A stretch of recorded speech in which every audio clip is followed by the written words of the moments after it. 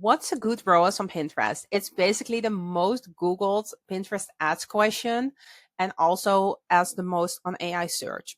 And it's also the most useless one because honestly, there's no universal benchmark that will work for every business, especially not when you're talking about a ROAS.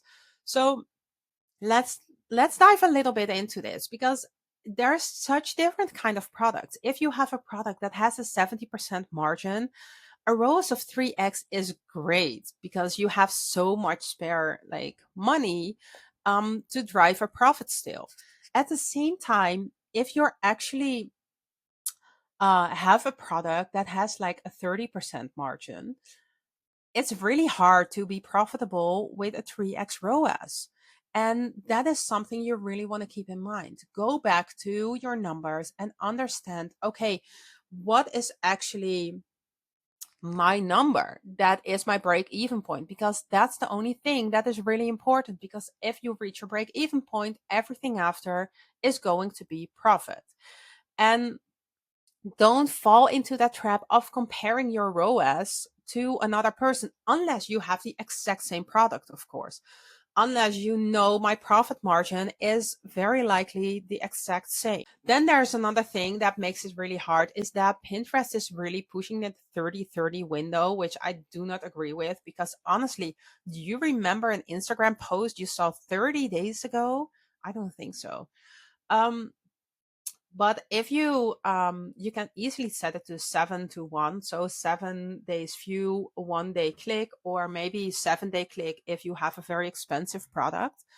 But honestly, like that whole 30-30 window makes it super muddy, because if you're running multiple ad channels, which you probably are if you're in e-commerce, you have your Facebook ads, you maybe have your Google ads, and also then Pinterest in the mix. It gets super muddy where the conversion actually is coming from.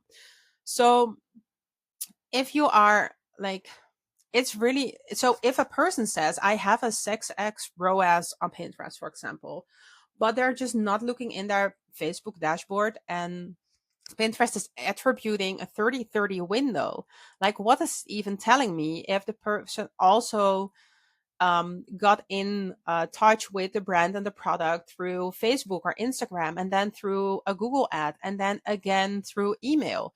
Like there are so many touch points in between the purchase as well. So just tracking a ROAS and just focusing on a good ROAS is really not going to be the answer to be really profitable on your ads. If you're not sure if your Pinterest ads campaigns are really profitable at all, there's a couple of things you can do. You can try and add UTM tracking and see if you can track anything in Google Analytics. Also, the purchase journey, you can track it in Google Analytics or in your Shopify. And what you could also do is get something like Hyros or something similar, and make sure that you can track that whole customer journey. And then you can start understanding, okay, what is actually the role of every ad platform or every platform that I'm using, keep in touch with my customer.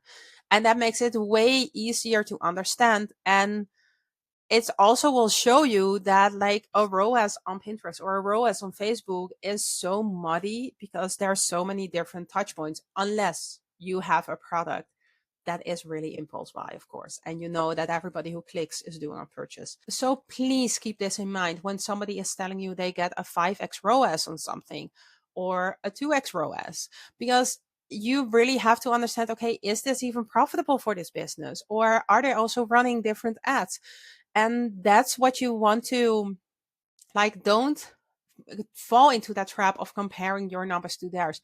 Make sure you understand your break even ROAS, everything after is profit, and then just focus on that. And then after this, focus on increasing your average order value. Focus on increasing that lifetime value, because then your ROAS won't be your primary driver any longer and your front end won't be as important anymore. And with that, I'll leave this video, and a good luck with you. And I hope that you found this video valuable. If you have any questions about this, drop a comment below, and I'll see you in another one.